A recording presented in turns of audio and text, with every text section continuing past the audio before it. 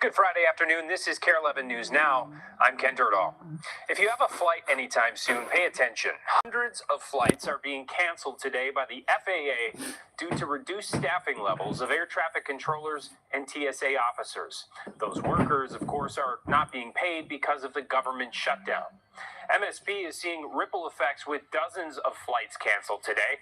Endeavor Air and SkyWest are taking the biggest hit, according to flight tracking website FlightAware.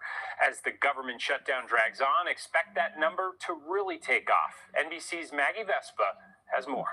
Hey there, from literally the room where it happens, the room where United Airlines is making the calls of which flights to canceling 188 nationwide today alone. We're seeing similar numbers from the four major airlines. So when you add in Delta, Southwest, and American, we're looking at roughly 680 flights canceled across the country today. Now, the FAA mandating that 4% reduction at 40 high-traffic airports nationwide to ease the burden on air traffic controllers who are still working without pay 38 days into the government shutdown. The agency noting if the shutdown drags on, they'll call for more cancellations, up to 10% of flights by next Friday. The goal, they stress, is safety. Now, for their part, airlines stressing at this point that they can absorb these cancellations. They can't absorb this government mandate. They say so far they've been able to rebook passengers on other existing flights and waive all fees tied to that. And they add, as this continues on, they plan and they'll work to give all passengers days' notice as these cancellations stack up. Back to you. We're getting a new view today of the deadly UPS plane crash in Louisville earlier this week. You can see the long path of destruction from that plane that crashed shortly after takeoff. The impact igniting thousands of gallons of fuel, sending a fireball into the sky. In all, 13 people are confirmed dead from the crash, including 3 pilots that were on the plane. And we're told that number is expected to rise. We are 4 days away from a potential teacher strike in Minneapolis, and today educators are back at the negotiating table in an effort to avoid a walkout. As they do, some families across the district plan to hold a rally of their own. The unionized teachers are holding another rally themselves today, their 7th in 2 days. With the deadline approaching, many parents are trying to make sure they have childcare covered. We checked in with Minneapolis Parks, and they are expanding their rec hours and their programming to include arts and crafts for the kids. Many families tell us they don't blame the teachers for the inconvenience. In fact, a group called Minneapolis Families for Public Schools has mobilized hundreds of members whose top priority is smaller class sizes. That's one of the union's top priorities, too. Parents also weighing in, saying they're leaning on each other to get through in the short term. The thing that we want to impress upon those folks is that we're fighting for those kids' schools. We're fighting because we love those students and we love the job we do. I have worked really hard to have, especially as a single mom, I think, to have a community of parent resources that I can call on, that I can text at any time and be like, I don't have childcare for such and such. Can we figure this out? Developing now, we're tracking SNAP benefits after a federal judge ruled the White House has to pay states their full benefits by today. The judge says the White House is in violation of an earlier order to pay in full as soon as possible. Earlier this week, the Trump administration said it would only fund up to 65% during the government shutdown. The Justice Department says it's appealing the ruling. As SNAP recipients wait for those benefits to show up in their accounts, Hennepin County is carving out $2 million in funding to help food banks that serve people in the county. In Hennepin County, 110,000 people receive an average of $180 in SNAP benefits each month.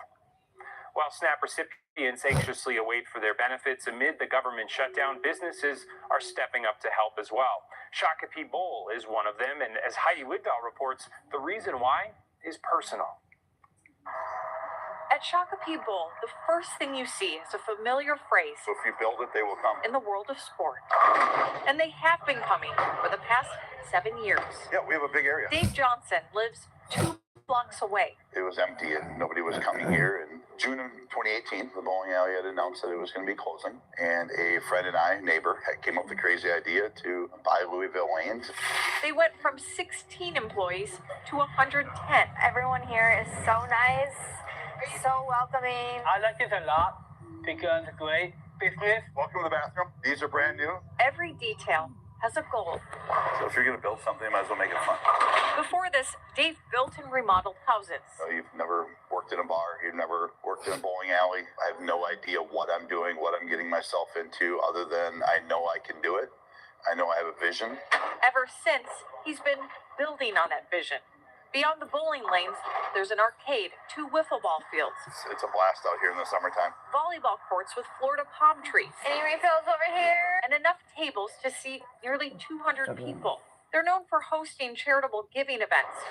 So it was right up their alley when SNAP benefits were paused. We have a kids menu, and if they order a cheeseburger off of the kids menu, they get a cheeseburger, an applesauce, and a kids drink. And we don't ask. It's just zero price on our menu right now. That way somebody doesn't have to come in and ask for the special.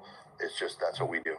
Since it started Saturday, Dave says many families have come in. I was raised by a single dad, 5 kids, and we didn't know where the next meal was coming from. I had to raise myself.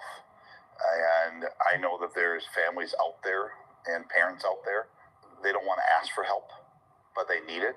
If you build it, they will come. You know, the vision was here, and we built it, and people are coming here. Next up, Shakopee Bowl is opening an ice cream parlor in about 2 weeks. For Behind the Business, I'm Heidi Wigdahl, KARE 11 News. Speaking of business, Target's quest to turn around lagging sales will apparently involve smiling more. Yes, you heard me correctly. According to Bloomberg, the company just rolled out a new rule for store employees called the 10-4 program. It directs employees to, yes, smile, make eye contact, and wave when a shopper comes within 10 feet. If a shopper gets closer, around 4 feet, the employee is supposed to ask if they need help or how their day is going. Walmart has a similar 10-foot rule that's been in place for years, where employees are meant to wave or smile at customers within 10 feet. If you're driving in Minneapolis today, be warned. The city says it's sending out tickets from its new speed cameras starting now. The city says new data from the speed camera pilot shows the number of drivers going 10 miles per hour over the speed limit dropped by 30% during the first month of the program. It says the number of people driving more than 20 over dropped more than 75%. For the last month, the city has only been sending more with those tickets. Officials say tickets from these cameras will not go on your record. Just days after announcing its belly up, bankruptcy filings are revealing just how much trouble Minnesota Rusco is in. More than $100 million in debt. And now, a lot of customers and vendors are wondering if they'll ever see the money or the work they're owed. When it was time to invest in his home, We were going to get 2 new doors. Adam Beck went with what he thought was a longtime local company with a catchy jingle. Minnesota Rusco since 1955. But since 2022, Minnesota Rusco has been owned by Renovo Home Partners in Texas. And last week, it and its 15 affiliates suddenly closed. I still haven't heard anything from the company. We're kind of on our own to figure things out. Adam had just made a $5,000 down payment on his doors, only to be left in the dark. And in the past few days, even the company's website went dark. And now, according to a new bankruptcy filing, he appears to be of creditors in a similar position. Minnesota Rusco and those affiliates filed Chapter 7 bankruptcy, listing between 100 and 500 million in debts and less than 10 million in assets. Based on the assets they have to liquidate and the amount of debt that they have, there's no way that they'll be able to, repay us or, almost everyone. Minnesota's Attorney General is encouraging customers to file complaints anyway, and the Department of Labor and Industry has posted information about a contractor recovery fund that could eventually pay out up to $550,000 total, split among those impacted. It's my understanding that there has to be some kind of litigation or ruling against the company in order to apply for that fund. It can be a year, maybe 2 years before you get maybe 10 cents on the dollar if you're owed money or projects are getting done. So that's just not something we want to see people go through. And the cool part is contractors all over the Twin Cities have reached out and are trying to help. Andy Lindis, owner of Lindis Construction, says he also had an offer to sell to Renovo, but didn't. And now he's one of several contractors working to clean up the mess left behind. Vendors are also on board trying to help out as much as possible in every single situation. William Schvetz says his company, Key Prime Roofing and Remodeling in Golden Valley, will provide exterior work at cost to any Rusco customer they can who may be out money. We want to help our local community. We want to restore that trust in the local contractors that exist. The Twin Cities contractors are just the best group of contractors I've ever had a chance to work with. And Andy himself has already personally offered to work with Adam. Which we're super grateful for, and may explore options like that. But right now we're just trying to get the money back. Now, both of these companies have set up ways for Minnesota Rusco customers to reach them directly, and we've posted that information online. Let it snow. Look at this. Trollhagen is testing their snow guns to start blanketing their slopes for the season. They say if this weekend's forecast holds, they'll be able to do just that. Last year, Trollhagen opened for the season at the end of November. Stick with us. More news and weather's coming up after the break.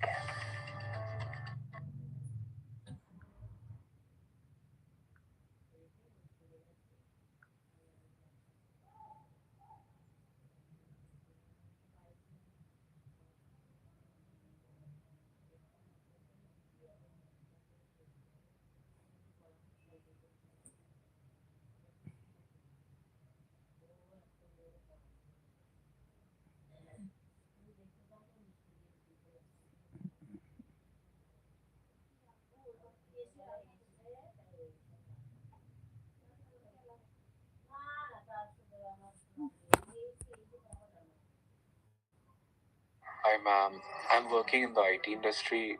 I have 18 years of work experience, but I am underpaid and overlooked by the management. As if I don't even exist and my work does not even count. But on the contrary, I have been working very hard. I have been loyal to the company for several years and still this is happening to me. Can you help me? Absolutely, Krishna. Absolutely, I can help you. But more than me, you have to help yourself first of all by stopping to work so hard. The biggest mistake that you are doing is working too hard. You need to get in that thought process where you need to learn the smarter ways of working, smarter ways of thinking, and that's what the senior management does. So if you continue to work hard, you will stagnate where you are. So to reach the top, to create that visibility, you need to get that mindset of working smarter and create the visibility amongst the senior management so that you can get the promotion, the salary hike that you deserve. So what should I do? Where can I? Whether you think artificial intelligence will save the world or end it, you have Jeffrey Hinton to thank. Hinton